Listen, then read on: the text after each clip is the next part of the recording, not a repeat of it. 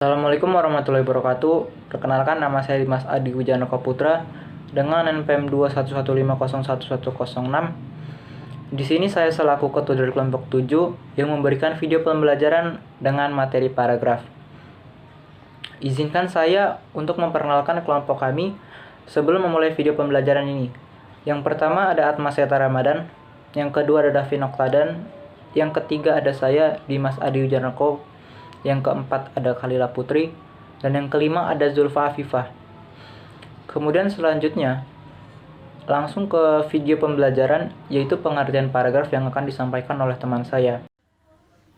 Assalamualaikum warahmatullahi wabarakatuh. Perkenalkan, nama saya Khalila Putri Alia dengan NPM 211501105. Di sini saya akan menjelaskan materi tentang paragraf. Pengertian paragraf. Paragraf adalah kesatuan pokok pikiran yang terdiri atas beberapa kalimat. Sebuah paragraf terdiri atas satu pokok atau satu gagasan utama. Paragraf adalah satu bahasa yang terdiri atas dua buah kalimat atau lebih yang saling berkaitan, memiliki satu diri atas beberapa kalimat. Sebuah paragraf terdiri atas satu pokok atau satu gagasan utama. Paragraf adalah satu bahasa yang terdiri atas dua buah kalimat atau lebih yang saling berkaitan, memiliki satu kesatuan yang utuh dan padu. Menurut Kamus Besar Bahasa Indonesia atau KBBI, paragraf adalah bagian bab dalam suatu karangan yang biasanya mengandung satu ide pokok. Kemudian tujuan membentuk paragraf. Yang pertama, untuk membedakan penulis dalam merinci ide pokok. Yang kedua, untuk membedakan pembaca dalam memahami pokok pikiran suatu karya tulis. Yang ketiga, untuk memberikan pemberhentian yang formal sehingga pembaca dapat beristirahat.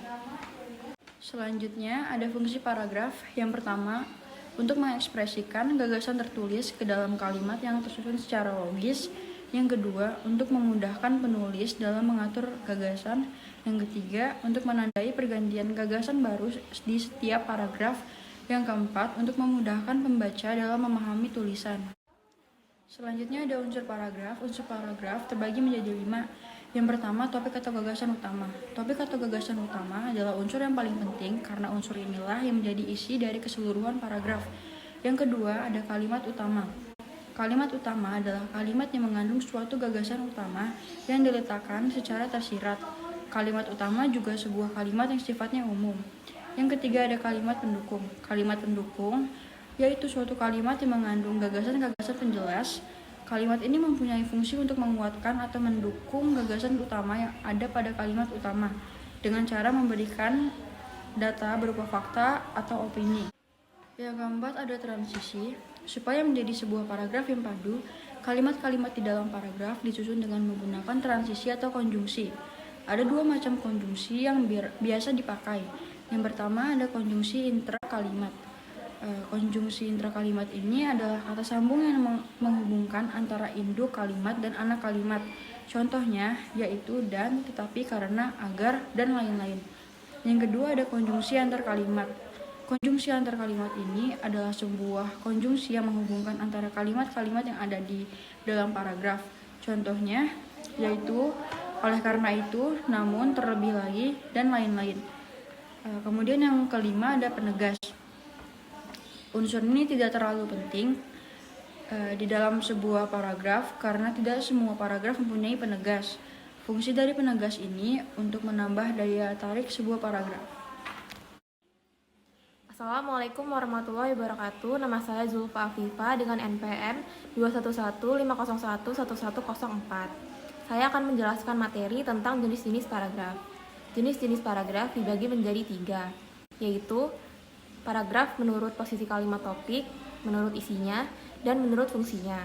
Yang pertama yaitu jenis-jenis paragraf berdasarkan posisi kalimat topik. Kelompok paragraf menurut posisi kalimat topik dibagi menjadi 4. Yang pertama, paragraf deduktif. Paragraf deduktif adalah paragraf yang memiliki kalimat topik atau kalimat utama di awal paragraf. Yang kedua yaitu paragraf induktif. Paragraf induktif adalah paragraf yang memiliki kalimat topik atau kalimat utama di akhir paragraf.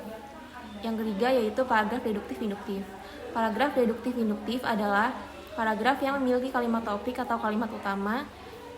Yang terakhir yaitu paragraf penuh kalimat topik.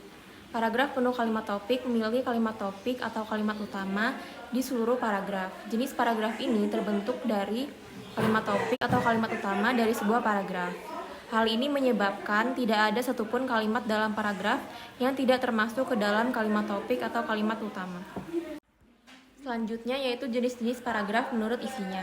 Menurut isinya, paragraf dibagi menjadi 5, yaitu paragraf persuasi, paragraf argumentasi, paragraf narasi, paragraf deskripsi, dan paragraf eksposisi. Yang pertama yaitu paragraf persuasi. Paragraf persuasi yaitu suatu paragraf yang berisi ajakan yang mempunyai tujuan supaya pembaca melakukan tindakan. Paragraf persuasi mempunyai alasan-alasan yang kuat disertai dengan data dan fakta. Paragraf ini berusaha meyakinkan pembacanya untuk melakukan atau mempercayai yang ditulis oleh penulis. Paragraf persuasi banyak memakai kata-kata ajakan seperti ayo, mari, dan sebagainya. Yang kedua yaitu paragraf argumentasi. Paragraf argumentasi merupakan suatu paragraf yang mengutarakan suatu pendapat atau ide yang mempunyai alasan yang mendukung. Ciri-cirinya yaitu kalimat utama berupa suatu pendapat atau gagasan yang disampaikan oleh penulis. Yang ketiga yaitu paragraf narasi. Paragraf narasi merupakan suatu paragraf yang menceritakan suatu kejadian atau peristiwa yang di dalamnya terdapat subjek, pelaku, waktu, kejadian, serta alur cerita. Ciri-ciri dari paragraf ini yaitu dirangkai dalam urutan waktu baik berupa alur maju atau alur mundur. Yang keempat yaitu paragraf deskripsi. Paragraf deskripsi yaitu suatu paragraf yang memaparkan atau menceritakan sesuatu dengan jelas. Paragraf ini menggambarkan suatu objek seperti benda, tempat, dan suasana tertentu dengan memakai panca indera. Yang terakhir yaitu paragraf eksposisi. Paragraf eksposisi yaitu suatu paragraf yang memaparkan cara atau petunjuk supaya pembaca dapat memahami bacaan dengan jelas. Ciri-ciri dari paragraf ini yaitu terdapat definisi atau pengertian mengenai istilah dari suatu topik pembahasan. Tidak berunsur mengajak ataupun memengaruhi. Selanjutnya yaitu jenis-jenis paragraf menurut fungsinya. Menurut fungsinya, paragraf dibedakan menjadi 3, yaitu yang pertama, paragraf pembuka, paragraf penghubung, dan paragraf penutup. Yang pertama yaitu paragraf pembuka. Paragraf pembuka bertujuan untuk mengawali atau membuka sebuah karya tulis. Paragraf ini berfungsi untuk mengantarkan pokok pembicaraan, menarik minat para pembaca, dan menyiapkan atau menata pikiran pembaca untuk mengetahui isi karangan. Yang kedua yaitu paragraf penghubung. Paragraf penghubung dapat disebut dengan paragraf isi. Paragraf ini bertujuan untuk mengembangkan topik atau pokok pembicaraan yang telah dirumuskan pada paragraf pembuka. Yang terakhir yaitu paragraf penutup. Paragraf penutup disebut juga dengan paragraf isi. Paragraf ini dimaksudkan sebagai penutup atau bagian akhir dari karya tulis. Assalamualaikum warahmatullahi wabarakatuh. Perkenalkan, nama saya Atmas Ramadan, NPM 21150110005. Di sini saya akan menjelaskan tentang syarat-syarat penyusunan paragraf. Yang pertama, kesatuan paragraf. Suatu paragraf yang memiliki kesatuan apabila terdapat kalimat yang menyimpang dari gagasan yang sedang dibahas, maka paragraf tersebut memiliki lebih dari satu ide pokok atau gagasan. Untuk menghindari hal tersebut, penulis dapat membuat kerangka paragraf terlebih dahulu. Yang pertama, menentukan topik terlebih dahulu. Untuk suatu paragraf atau topik paragraf merupakan kalimat inti dari kalimat utama dalam paragraf. Yang kedua, mencatat seluruh hal yang berkaitan dengan ide pokok paragraf, atau tidak perlu kalimat panjang, cukup dengan kalimat pokok, lalu seleksi unsur yang tepat dan berhubungan dengan topik. Yang ketiga, menyusun secara sistematis unsur-unsur bagi paragraf yang diawali dengan topik dan dilanjutkan dengan unsur penjelasnya. Yang keempat, menentukan gaya penulisan seperti menentukan posisi kalimat topik di awal.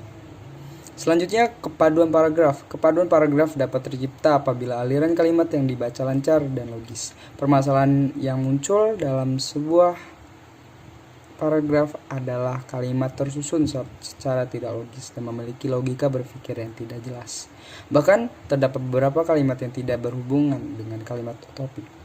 Oleh karena itu, diperlukan pengait antara kalimat agar tercipta paragraf yang padu.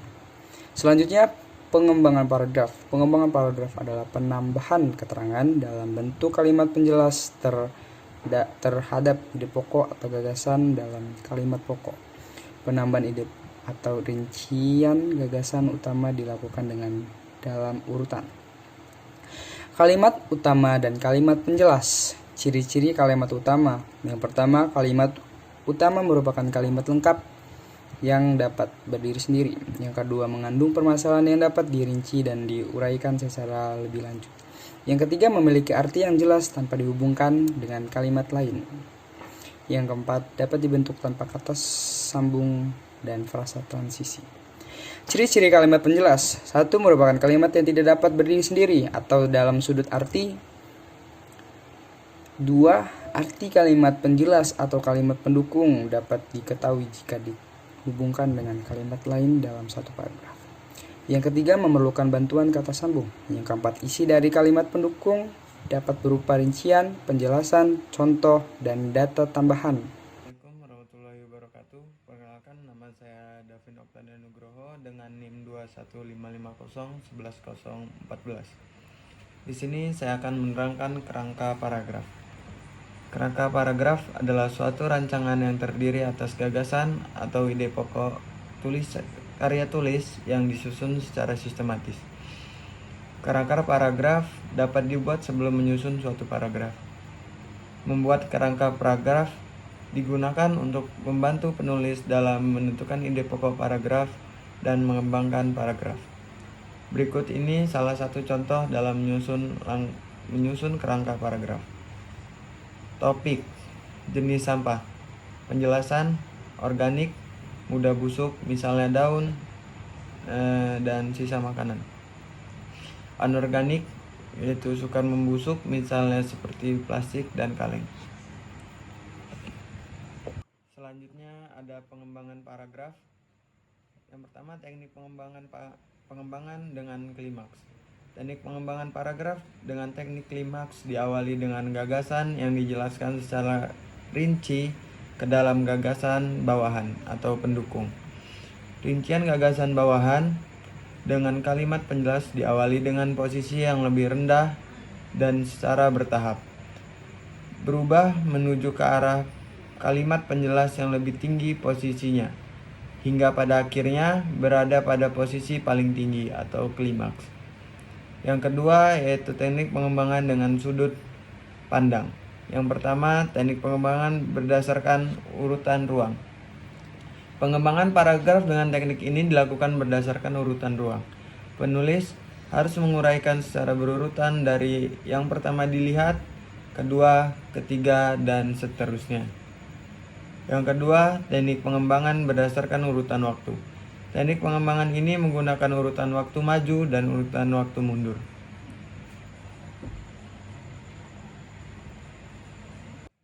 Contoh teknik pengembangan dengan klimaks.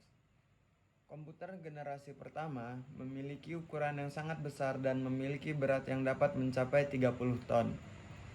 Komputer pada generasi ini memerlukan daya listrik yang besar dan bahasa mesin yang digunakan tergolong rumit sehingga hanya dapat dioperasikan oleh beberapa orang ahli saja, dan komputer pada generasi ini belum dikomersialkan.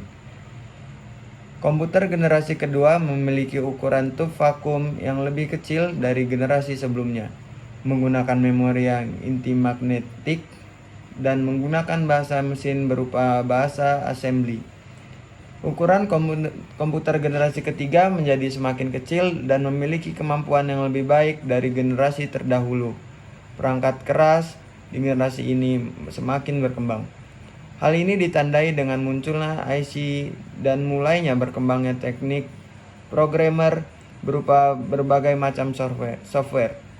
Komputer pada generasi ini memiliki ukuran yang semakin kecil dan memiliki kapasitas memori yang lebih besar dan akses yang lebih cepat. Yang selanjutnya adalah contoh teknik pengembangan dengan sudut pandang atau ruang. Areal kerja yang dikelola oleh PT Intra Cawut Manufacturing dikelilingi oleh pemukiman warga yang berada di sekitar sungai dan terpusat di beberapa bagian resettlement penduduk. Sebaran pemukiman tersebut terletak di sekitar perbatasan IUPHHK bagian timur, utara, dan barat dari areal kerja PT Intra Cawut Manufacturing. Di bagian selatan, areal kerja PT Intra Intracawood Manufacturing adalah hutan lindung dan tidak terdapat pemukiman penduduk. Seluruh desa yang berada di sekitar dan di dalam areal berjumlah 40 desa. Yang selanjutnya contoh teknik pengembangan dengan sudut pandang atau waktu. Masa sulit dan krisis negara ditutup pada abad ke-20. Abad ke-21 merupakan masa transisi demokrasi yang disertai krisis multidimensi dan mengalami permasalahan berbangsa dan bernegara. Semangat reformasi dalam perombakan mendasar dalam sistem kenegaraan Indonesia. Saat ini, negara Indonesia mengalami fase penting dan menentukan arah demokrasi. Negara memberlakukan Undang-Undang Otonomi Daerah pada 1 Januari 2001. Perubahan tata pemerintah sentralistik kepada tata pemerintah desentralistik diharapkan dengan mengakomodasikan partisipasi aktif masyarakat dalam hidup demokratis. Sekian dari saya, terima kasih. Assalamualaikum warahmatullahi wabarakatuh. Perkenalkan, nama saya Dimas Hadi Wijanarko Putra dengan NPM 21150111006. Di sini saya akan melanjutkan tentang teknik pengembangan paragraf. Yang selanjutnya teknik pengembangan dengan perbandingan dan pertentangan. Pengembangan paragraf dapat dilakukan dengan cara membandingkan atau melakukan pertentangan terhadap dua hal. Hal yang dibandingkan haruslah memiliki tingkatan yang sama dan kedua hal tersebut memiliki persamaan dan perbedaan. Kemudian teknik pengembangan dengan analogi. Teknik pengembangan paragraf dengan analogi dilakukan dengan cara membandingkan sesuatu yang umum dengan sesuatu hal yang tidak umum. Teknik pengembangan ini biasanya digunakan untuk menjelaskan suatu gagasan atau ide yang rumit dengan suatu hal sederhana yang dikenal dan mudah dimengerti oleh para pembaca. Kemudian ada teknik pengembangan dengan proses. Suatu paragraf yang menggunakan teknik ini ditandai dengan adanya isi paragraf yang menguraikan suatu proses untuk menciptakan atau menghasilkan sesuatu. Kemudian ada teknik pengembangan dengan sebab akibat. Teknik pengembangan dengan teknik sebab akibat menjelaskan tentang sebab akibat gagasan pokok yang sedang dibahas. Hubungan antar kalimat dalam paragraf tersebut berupa sebab akibat. Kemudian ada teknik pengembangan dengan umum khusus. Teknik ini merupakan salah satu teknik yang banyak digunakan dalam mengembangkan gagasan paragraf karangan ilmiah. Hal ini karena teknik pengembangannya memberikan kesan yang teratur pada paragraf yang dikembangkan. Kemudian yang terakhir ada teknik pengembangan dengan klasifikasi. Pengembangan paragraf dengan teknik klasifikasi dapat dilakukan dengan cara mengelompokkan benda-benda atau bukan benda yang memiliki kesamaan ciri, misalnya sifat, bentuk, ataupun ukuran. Kemudian berikut adalah contoh-contoh dari teknik pengembangan yang sebelumnya saya sebutkan. Baiklah, mungkin itu saja video pembelajaran dari kami. Saya selaku ketua dari kelompok 7 yang menjelaskan tentang video pembelajaran tentang paragraf, meminta maaf apabila ada kesalahan dalam penulisan atau penjelasan video pembelajaran kami. Selebihnya kami ucapkan terima kasih atas perhatiannya. Terima kasih. Wassalamualaikum warahmatullahi wabarakatuh.